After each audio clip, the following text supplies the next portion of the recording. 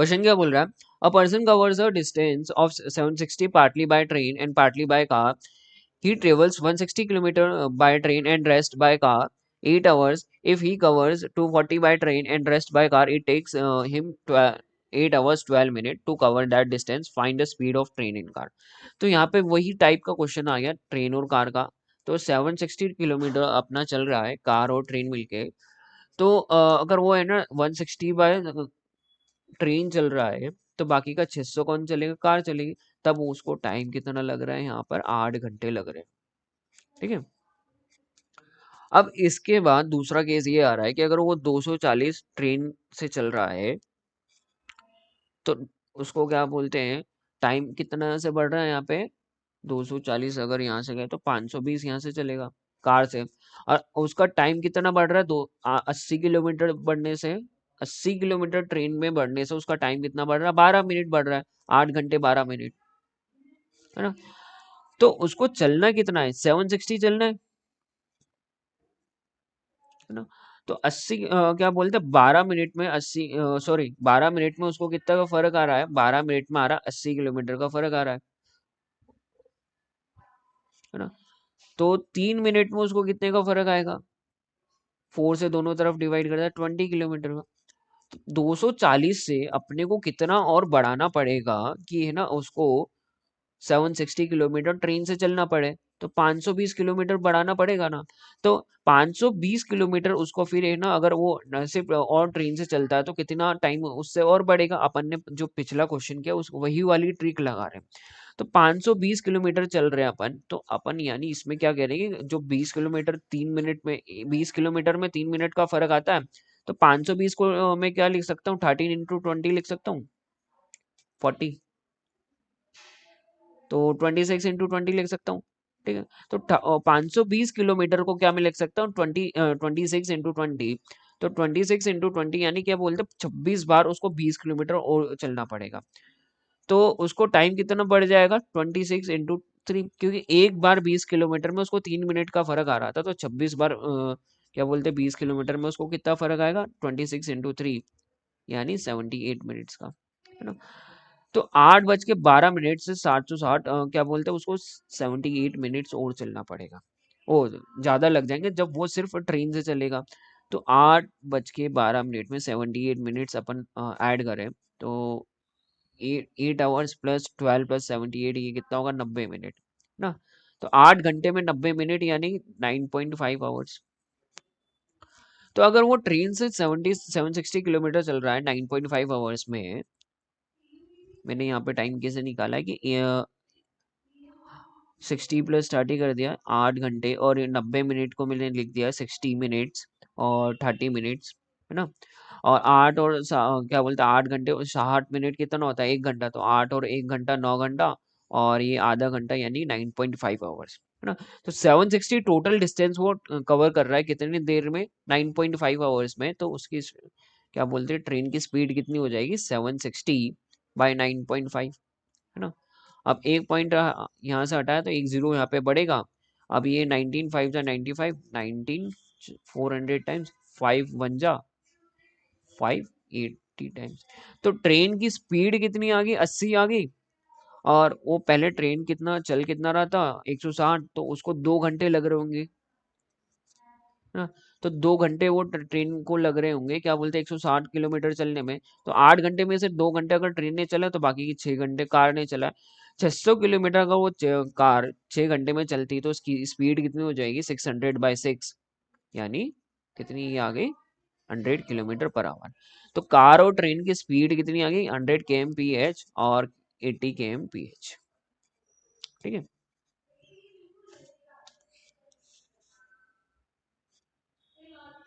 Question क्या बोल रहा है अपने को, नेक्स्ट क्वेश्चन की ओर बढ़ते हैं अपन। A train approaches a tunnel AB. Inside the tunnel, a goat located at a point that is 5/12 of the distance AB measured from the entrance A. When the train whistles, the goat runs. If the goat moves to the entrance of the tunnel A, the train catches the goat exactly at the entrance. If the goat moves to the exit B, the train catches the goat exactly at the exit.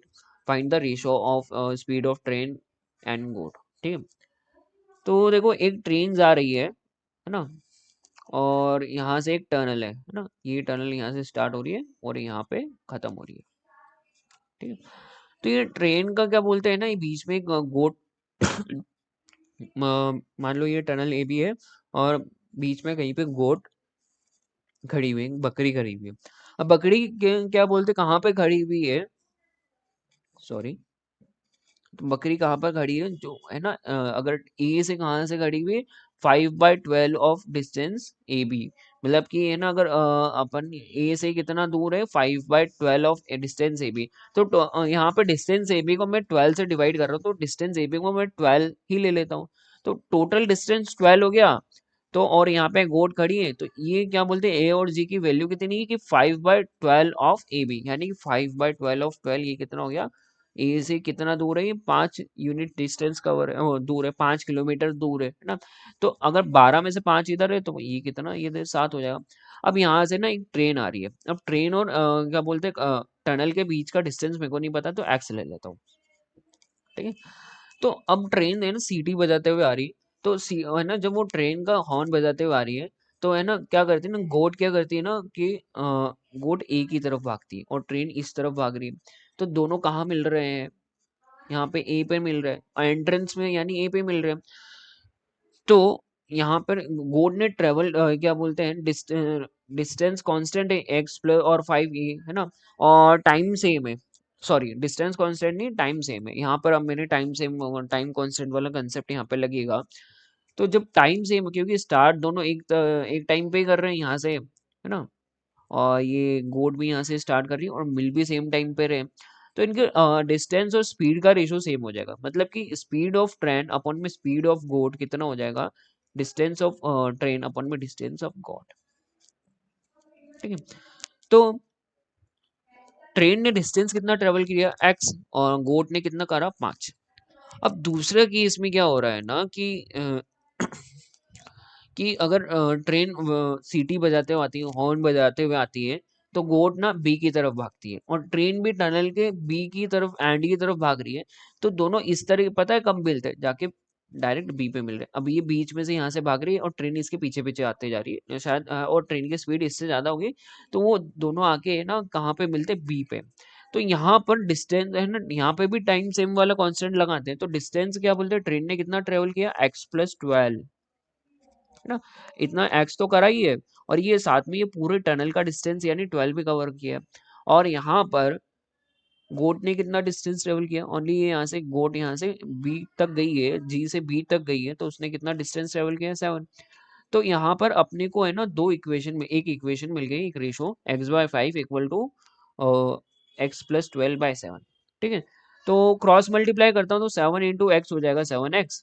अब ये 5 × x+12 करेंगे अपन, 5 को इधर RHS में भेज रहे हैं, तो ये 5x+5 × 12 यानी 60 हो जाएगा।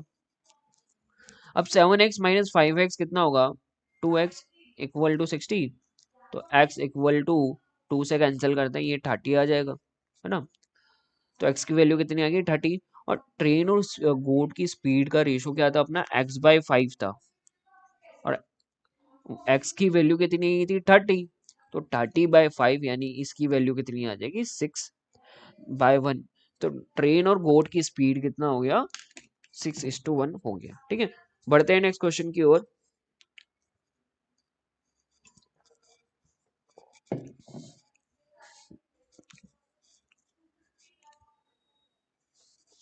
क्वेश्चन क्या बोल रहा है अपने को, after travelling 200 kilometre, a train met with an accident and its speed became 4/5 of its actual speed and reached 45 minutes late.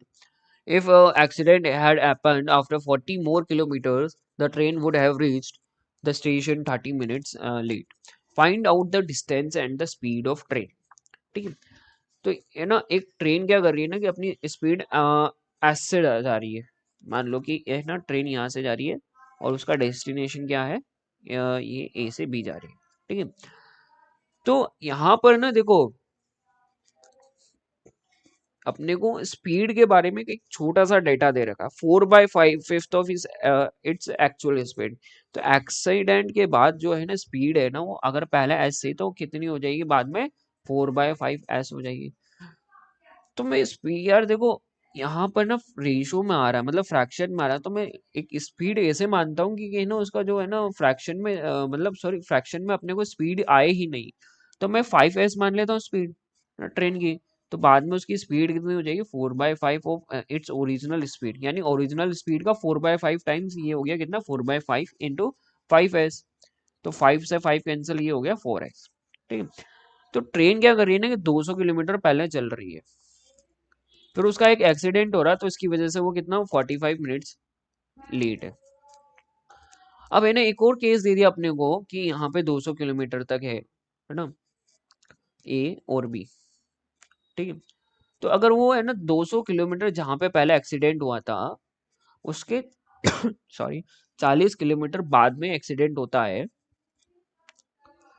तो उसको कितनी लेट पहुंचता है, 30 मिनट्स लेट। यहाँ पे 45 मिनट्स लेट और यहाँ पे 30 मिनट्स लेट। मतलब कि अगर वो 40 किलोमीटर बाद अगर वो है ना और लेट पहुंचता है ना, मतलब 40 किलोमीटर बाद अगर उसका एक्सीडेंट होता है, तो है ना उसको 15 मिनट क्या बोलते हैं बचा लेता है अपने। तो 30 के मिनट अपने को बचाने हैं, तो एक और बार अपन क्या करते हैं कि है ना 30 मिनट बचाने के लिए अपन एक और बार क्या बोलते हैं 40 किलोमीटर बाद, और अपन ने क्या कर लिया कि एक्सीडेंट करवा देंगे। बोला नहीं भाई तू यहाँ पे ओरिजिनल से जहाँ पे फिर ये लोकेशन 2 थी ना, ये लोकेशन 1 पे उसका एक्सीडेंट हुआ, फिर लोकेशन 2 पे हुआ। नहीं 40 मिनट और बाद अगर तू है ना अपना एक्सीडेंट करवा ले, तो 15 मिनट और बच जाएंगे। तो अपना वहां पे कितना लॉस हो रहा है, 15 मिनट लेट पहुंचे। अब मैं बोल रहा हूँ कि यहाँ से थर्ड से भी 40 किलोमीटर और दूर करवा ले एक्सीडेंट, तो अपना कुछ लॉस होगा ही नहीं। मतलब कि यहाँ पर देखो, इसका मतलब क्या हुआ कि अगर वो है ना 120 यानी 40 + 40 + 40 यानी 120 किलोमीटर दूर अगर वो अपना एक्सीडेंट, उसका ट्रेन का एक्सीडेंट हो रहा है, तब उसको क्या बोलते हैं ना, तब तक वो पहुंच चुकी होगी, टाइम पे पहुंच चुकी होगी। तो इसका मतलब क्या है कि जहां से एक्सीडेंट हुआ था और बी के बीच का डिस्टेंस 120 किलोमीटर है। क्यों है? क्योंकि अगर वो है ना अपना पहुंचने के बाद एक्सीडेंट हो रहा है, तो अपने को कोई मतलब ही नहीं है, और अपन ने बी तक उसको पहुंचा दिया है, तभी तो अपने है ना क्या बोलते हैं एक्सीडेंट के बाद कोई लॉस नहीं हो रहा है। एक्सीडेंट के बाद वो है ना थोड़ी ना वो डेस्टिनेशन पहुंचने के बाद थोड़ी ना वो है ना पहुंच चलेगी। और डेस्टिनेशन पहुंचने के बाद अगर उसका एक्सीडेंट हो रहा है, तो भी हमको कोई फर्क नहीं है। फिर वो भले अपनी जगह पे खड़े रहे या फिर उसका एक्सीडेंट हो जाए। मतलब कि अगर वो डेस्टिनेशन पे पहुंचने के बाद उसका एक्सीडेंट हो रहा है ना, तब उसका कोई टाइम का फर्क नहीं हो रहा है। यानी अगर अपन 120 किलोमीटर बाद अगर उसका एक्सीडेंट करवा रहे हैं, तब वो उसको कोई टाइम का फर्क नहीं पड़ रहा है। तो जो दो पॉइंट्स को अगर मैं ध्यान में रखूं, तो इसका मतलब क्या आएगा कि बी उसका है ना डेस्टिनेशन यानी 120 किलोमीटर दूर है। ठीक है। तो 200 किलोमीटर और ये 40 किलोमीटर बाद उसका है ना एक्सीडेंट और होता है ना, तो उसका टोटल डिस्टेंस कितना होगा, 200 + 40 + 40 + 40 यानी कि 200 + 120 यानी 320 किलोमीटर उसका डिस्टेंस है, ओरिजिनल डिस्टेंस है। तो और 40 किलोमीटर का अगर वो 40 किलोमीटर अगर वो बाद में एक्सीडेंट 40 किलोमीटर वाले अब डाटा पे ध्यान देते हैं। अब वो अगर 40 किलोमीटर वाले को अपन है ना 5s से कवर कर रहे हैं, और 40 किलोमीटर वाले को अगर अपन 4s से कवर कर रहे हैं, है ना, तो ये यहाँ से तो वो है ना उसकी स्पीड 5s ही रहेगी, है ना, और यहाँ पर उसकी 5s है, और यहाँ पे भी 4s है स्पीड, और पूरे पे 4s है ना। तो अगर ये इस 40 किलोमीटर वाले डिस्टेंस पे अगर अपन है ना थोड़ा सा है ना देखते ऑब्जर्व करें, तो इस 40 किलोमीटर वाले की वजह से ही तो अपने को टाइम का डिफरेंस देखना पड़ रहा है। तो 40 किलोमीटर अगर ये इसमें है ना, यहाँ पे डिस्टेंस सिर्फ 5s और ये बाद में है 4s, तो यहाँ पर टाइम का क्या बोलते हैं कितना फर्क आ रहा था अपना 15 मिनट का। मतलब कि 40 किलोमीटर पे अगर वो उसका है ना एक्सीडेंट नहीं होता, तब उसका टाइम से क्या बोलते हैं ना उससे 15 मिनट ज्यादा लगता है, अगर उसका है ना है ना वो रिड्यूस हुई हुई स्पीड से चलता है। मतलब अगर ये 5s वाली टाइम से अगर मैं 4s वाला टाइम माइनस कर दूं, सॉरी 4s वाला टाइम अपने को 15 मिनट ज्यादा लगेगा। तो मतलब कि अगर मैं 4s वाले टाइम से 5s वाला टाइम माइनस कर दूं, तो अपना आंसर 15 मिनट आएगा। क्योंकि इन दोनों का डिफरेंस देखो, कितना डिफरेंस दे रखा है अपने को 15 मिनट का। और यहाँ पर ये फर्क क्यों आ रहा है, ये 40 किलोमीटर की वजह से ही आ रहा है। तो ये अगर मैं 40 किलोमीटर 4s की स्पीड से कवर कर रहा हूँ, और इसमें से ज़्यादा वाली स्पीड यानी 40 kilometre divided by 5s minus कर रहा हूँ, तो अपना टाइम का डिफरेंस कितना आ रहा है? 15 किलोमीटर। तो इक्वल टू 15/60 लिख दूँ, ठीक है। और अगर ऐसे भी समझ में नहीं आ रहा तो यहाँ पे टाइम और स्पीड का रेशो ले लेता हूँ। तो पहले स्पीड 1/स्पीड 2, तो स्पीड 1/स्पीड 2 की वैल्यू हो गई 5s अपन में 4s। तो स्पीड का रेशो अगर 5/4 है तो टाइम का रेशो कितना आएगा? T1/T2। तो ये आएगा 4/5। तो दूसरे वाले केस में अपने को 15 मिनट ज़्यादा लग रहे हैं अगर स्पीड कम हो रही तो, है ना? स्पीड कम हो रही तो 15 मिनट ज़्यादा लग रहे हैं। अब मैंने वहाँ पे बताया था 45 से 30, है ना? तो यहाँ पर अपने को क्या बोलते हैं, टाइम कितना ज़्यादा लग रहा है? 1 मिनट ज़्यादा है। मतलब एक की वैल्यू क्वेश्चन की कितने 15 मिनट की वैल्यू के बराबर है। तो ये 4 की वैल्यू कितनी हो गई? 60 के बराबर हो जाएगी। 4 की वैल्यू कितनी हो जाएगी? 15 × 4 यानी 60 मिनट के। 60 मिनट यानी 1 आवर। तो यानी कि जब उसका है ना, ये टाइम वन का अपना कितना का 60 मिनट यानी 1 आवर। तो वो डिस्टेंस अपन ने कितना 40 किलोमीटर कवर वो करा था, अपन ने कंपेयर करा था, और स्पीड 1 उसकी कितनी थी मेरे को नहीं मालूम, पर है ना टाइम उसका 1 आ गया, टाइम आ गया। तो डिस्टेंस है, टाइम है, तो अपन स्पीड निकाल सकते हैं। तो टाइम स्पीड कितनी आ जाएगी? 40/1, यानी कि स्पीड उस टाइम उसकी कितनी आ गई? 40 किलोमीटर पर आवर, जब वो क्या बोलते हैं उसकी ओरिजिनल स्पीड थी, है ना?